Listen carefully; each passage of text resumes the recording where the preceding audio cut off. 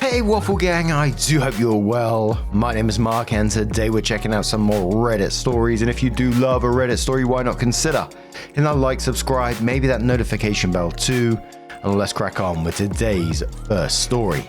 Much love, guys. Now today's first story comes from Alter Issues, and it says, my 27 female, boyfriend 28 male, of 1 year wants to move in together when our leases are up, but he says I can't keep my altar. I keep an altar. It's about the size of a bedside table with a drawer. There's usually a couple of glass candles on it, some bowls and cups, and imagery of specific saints that I work with. Tommy and I have been dating for a year and our leases will end around the 1.5 year mark. He says he wants us to move into a place together. I was really into this idea. It sounds great to me. Then a few nights ago, Tommy was at my place and he asked what I'd do when we moved in together. He pointed at my altar and said, "Will you just get rid of it?" I said, "Of course not. I'll be taking it with me." And then said that I couldn't bring the altar. That since he's an atheist, he doesn't want stuff like that in his home. I told him that we don't have to have it in the living room, that I can move it elsewhere, but the living room is just where I naturally put it. He said no, he doesn't want any religious stuff in his home. And then he said that I would be disrespecting his beliefs. And when I told him I wouldn't be okay with living without the altar, he made it seem like I was putting religion ahead of him. Like I was choosing religion over him. Which I'm not. But I don't think I should have to give up one of the only religious things I even do. Is this just a sign of long-term incompatibility? I've lived with an atheist before and didn't have any issues, so I know it's not something all atheists are like. One of the comments below that said he keeps calling it his home, when it's going to be ours and not his. Opie says that's what I asked. Why was he calling it his home? He didn't have an answer. Commenter replied saying, "You are not respecting his beliefs, but he's not respecting yours." Top commenter says, "Yeah, this is definitely bigger than the altar, especially if you two want to get married and have kids at some point. If you haven't had those discussions, then you need to before you get any further with the moving in plans. But be clear with Tommy that you're not asking him to acknowledge the altar as religious or anything to do with him at all. So if he can't live and let live, he's the one putting his lack of beliefs ahead of you, and this probably isn't going to work out." Commenter says this needs to be higher up. Make a list of where, when, and how religion is important / influential in your life, like holidays, future children, Sundays, special diet, anything. Go over this list with him. What is his take on it? What does he want and expect? Then find out if the two of you are compatible as partners in life. Also, what kind of atheist is he? To him, it should be just candles and pictures, since he does not believe that there are gods and saints. Why is it threatening to him? Signed, an atheist. So OP came in with her update and said, "I received so much feedback from my last post that I had to thank you all. First off, for reading and listening. I want to clarify a number of things before I continue. Dating an atheist as someone who keeps an altar has never been an issue before. I'm not seriously religious, and my beliefs have never stood in the way of anything. There are no rules I follow, it doesn't change my social, political alignment, etc. It's a dedicated place for me to pay respects to my ancestors and to the saints I work with. It's no different than you setting up a dedicated room for video games. I think Reddit should open up to learning about religion beyond direct examples of Christianity or the other big ones. I saw a lot of ignorant comments that clearly don't comprehend why people keep altars. And believe me when I say that there are many of us. And no, we're not mentally ill. That's just silly." On to the update. I used a lot of the conversations from my post to determine how I would talk with him about it. But it turned out he read my post and he read the comments himself. And even better, he was able to come to me with his concerns and communicate to me what he was worried about and how he felt. We ended up talking for a long time about the issue, and it boiled down to him being a little afraid and not understanding my practice. He said he was always a little uncomfortable about it because he's been trained to see this stuff as weird and creepy and things like that.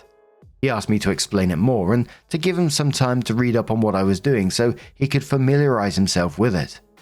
He took a few days, but in the end, when he came back to me to talk about it, he told me that he was no longer worried and that he was sorry that he made it such a big deal. He even asked if it would be okay for him to light a tea light now and then, because he likes the idea of candles as offerings or recognition of the deceased. He bought a stack of books to read up on regarding this stuff, and he is reading a little bit each night. He is very apologetic about how things went down and how he seemed. But I understand that his tone and behavior were absolutely due to him not understanding or knowing about this stuff. Things are going great now, and we're still on track to move in together. The conversation about it not just being his house struck him the most. Thank you for your help, Reddit. And most of the comments on the back of this one were saying that communication wins the day in the end. There were a couple of comments, questioning his new understanding and respect for her faith and how much it is to him not wanting to be dumped. Thinking that eventually the behavior will change again and it may turn into controlling behavior, etc., etc. But what do you guys make of this situation? I personally, I don't know if it's right or wrong, found the comment that he said where he's trained to see this stuff as weird and creepy and things like that. I found that weird in itself if he's like an atheist. My thought was that you just see it as like a table with candles on it, but everyone's different, I guess. But what do you guys make of this situation? Let us know your thoughts down in the comments below, and let's move on to another story. Now, our next story comes from Practical Bell, who says, "My 36 female husband, 41 male, got fired for harassing a co-worker and won't talk to me about it. My husband Charlie and I have been together for 10 years, married for 6. We've had our ups and downs, but are currently in an up. He's never done anything like this in the past, so it came out of left field for me, and I'm very much shocked and at a loss here. Charlie is a computer programmer and was a senior engineer at his former company, where he had worked for 4 years. He'd never had any trouble with co-workers, and we're both friendly with a few of them, mostly other men and their wives. On Friday of last week, he came home around 11 AM and told me he'd been fired. He was really upset and agitated, and I didn't want to push him about it. But he told me that they'd said he was harassing a co-worker and was fired. The information I've been able to get out of him. The co-worker is Beth, a junior engineer who he's never mentioned to me before. He said she's terrible at her job. Beth slept with a senior engineer we are both friendly with, Darren. Darren wasn't involved in the harassment, wasn't fired, etc. The company's lawyers were there and, among the other things, told him that Beth could have pressed charges but chose not to. Something happened with her car, but he won't say what. His exact words were, there was something with her car. He was escorted off the premises and is not allowed back in the building to get his belongings, and instead has to arrange with security to pick them up after business hours. As far as anything else goes, he won't give me any details. He isn't interested in seeing a lawyer because he says everything is legal. He has basically admitted to sending Beth some emails, but won't say what they said or anything like that. I don't even know if Beth sleeping with Darren had to do with it, but the fact that he gave me that detail makes me think it does. I'm not sure how it relates. Darren is a very nice, single man who is in his late 20s and approximately the same age as Beth. My mind is running wild here. Charlie has been depressed and withdrawn all weekend and won't talk to me about it, and won't talk much in general. I work remotely, so I was home all day with him and played video games all day and then went to bed at 6 PM. The fact that he won't tell me anything and isn't interested in seeing a lawyer makes me think it's bad, and makes me worry that everything is true and not just a misunderstanding or a small thing blown out of proportion. He has never been flirtatious with other women or cruel to them, and he's never said anything bad about other women engineers he works with. I don't know what to do here. My instinct is to be supportive of my husband, but I don't know what kind of behavior I'd be supporting. I don't want to run to his co-workers we know and ask them, since they are more our friends than my friends. And while we spend time together at get-togethers or bars, I'm not close with them. In an immediate sense, I don't know what to do about helping someone who is depressed and won't talk to me. Look, the red flags are absolutely flagging in this situation, aren't they? I mean, when someone won't share the details about why they were fired, lawyers involved, possible criminal charges could have been pressed. That's not just sending some emails, is it? And then including the car detail as well. What happened with the car? You can't just expect your partner not to question this. You're not revealing exactly what happened at your workplace and not saying anything about it. What, and you're just expected to move on from it? And quite frankly, like, if I was in your situation, I would want to know what the bloody hell was going on. So you just need to be direct with him and tell him that you need the full story. When I got to the point about Darren sleeping with Beth, it immediately made me think of some kind of jealousy, but I don't know. Clever Account says, I would tell him you have to assume the worst if he won't be honest with you. I've got to say, he must have done bad shit to be escorted off the premises with no warning like that. Either he was hating on her and went over the top, or he tried to fuck her and went over the top, or he tried to fuck her and then hated on her. Edit, reread. I'm guessing he tried to fuck her, sent crazy emails and vandalized her car. He could easily still be charged criminally and/or sued. RS says, I've worked at larger companies and when they fire people, sometimes they're walked right out of the building. The reasoning is that they don't want the fired person to make a scene and rock the boat.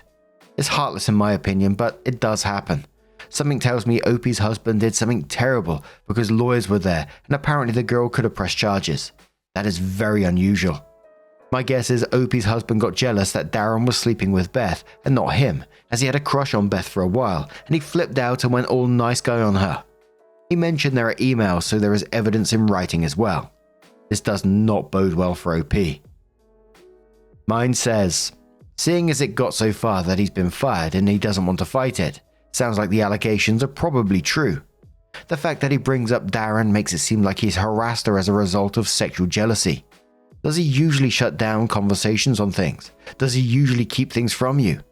I'd be very cautious about what he's hiding and what it means for you and your relationship, even if it's not sexual and it's just plain old harassment. Do you want to be with a grown man who harasses young women to the point he gets fired?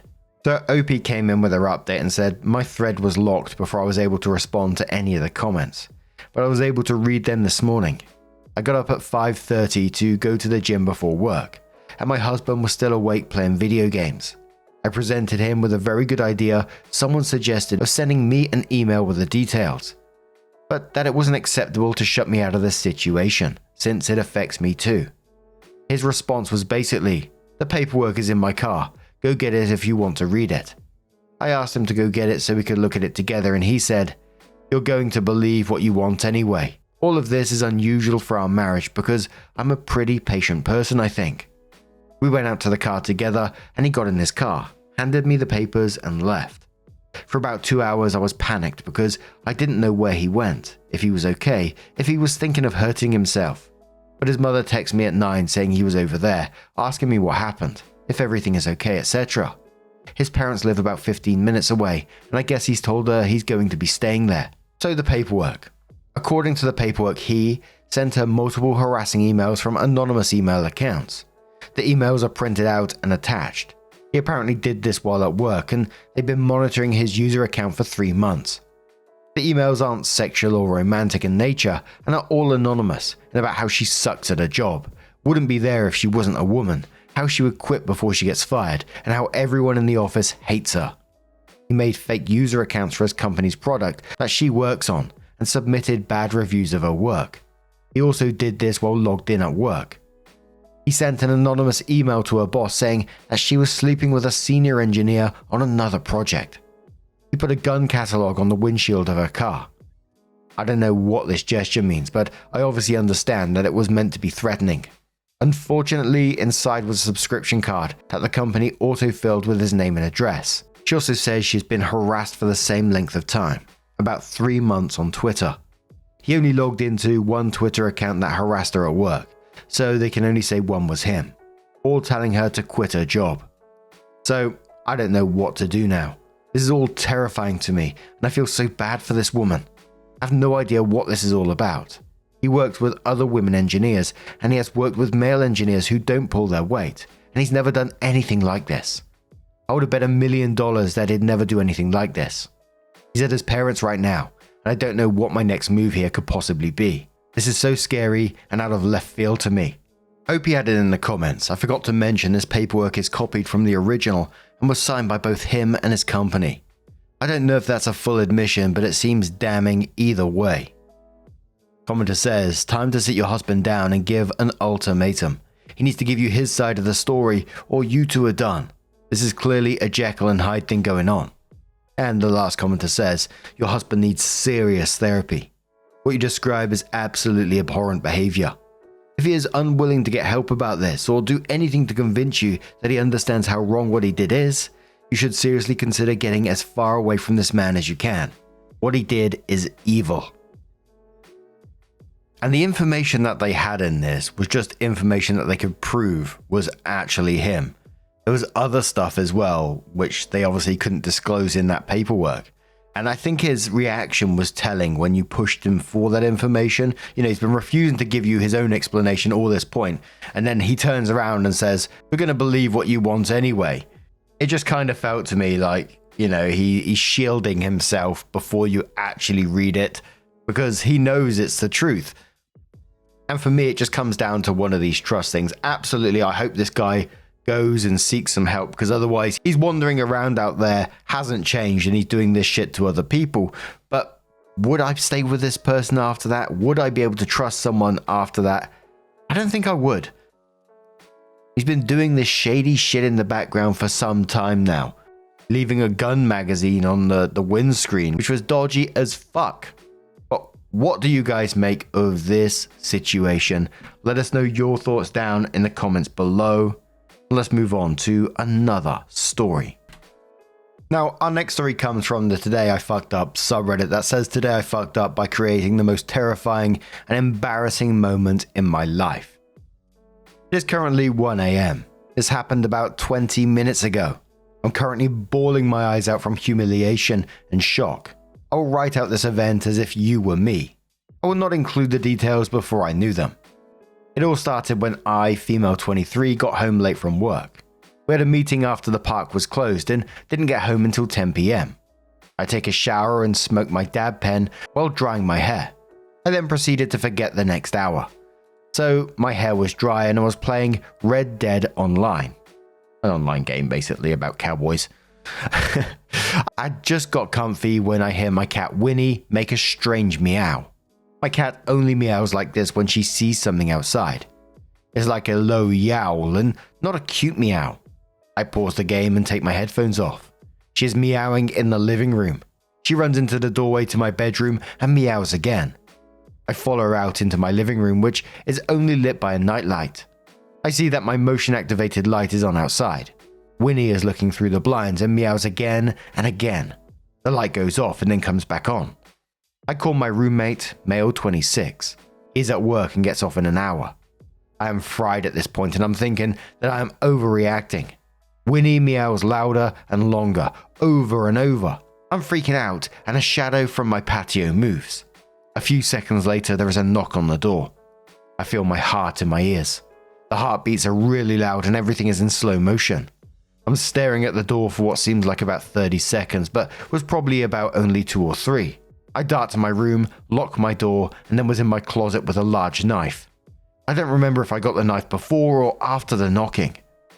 I'm on the phone to the police. My breath is incredibly shaky and raspy. I'm having memories and images of my family and friends rushing through my head.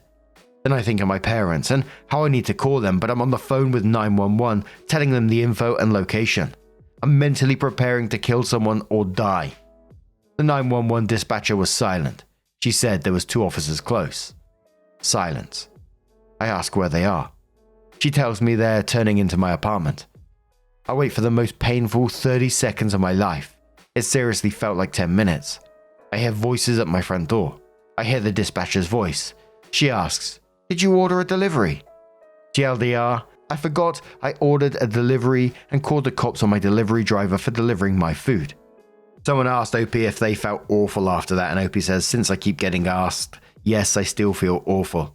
Yes, I tipped the driver online, and no, the cops and driver did not see each other. The driver dropped my food at the door." Yeah, whatever replies to this saying, if it makes you feel any better, I'm a 911 operator and I can tell you this happens all the time.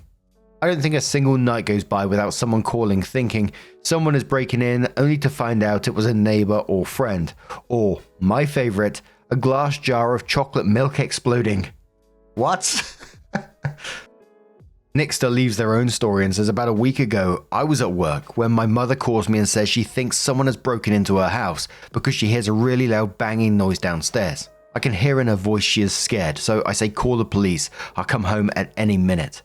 So I tell my boss it's an emergency and he lets me off. So I rush home as fast as I can.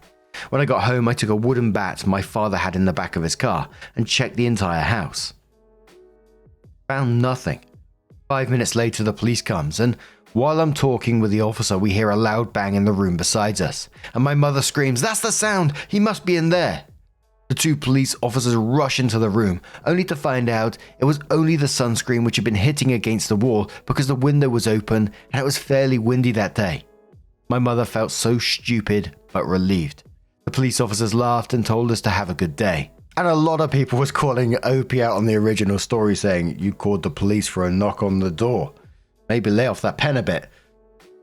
But it did give me a flashback of my own when I was thinking about it. And I can't remember how young I was when this happened, but it was before, like, I used to live in in flats on the ground floor, and we used to have like a grass section along the back of our flats with no gardens or anything. We just had like a little balcony. There was a grass section across all of the flats, but eventually later on they gave us like gardens and they put fences up. But before that, I just remember hearing a noise outside, and it was about 9 o'clock outside the back door. And I remember opening sort of like the curtain a bit and looking through, and there was a guy just stood there, literally stood there, legs apart with a baseball bat in both of his hands, just staring through our back door. And I thought, what the fuck is he doing? And he just bolted and ran. Still to this day, I don't know why he was there, but it's still one of those memories that sticks in my head. But what do you guys make of this situation? Let us know your thoughts down in the comments below. Just a huge thank you for being here today, getting involved in the stories, your love, your support, your time, just being here, spending time with the channel, getting involved with each other down in the comments, being supportive of one another is absolutely amazing. Please keep being your awesome selves, and I will see you in the next one. Take care and much love.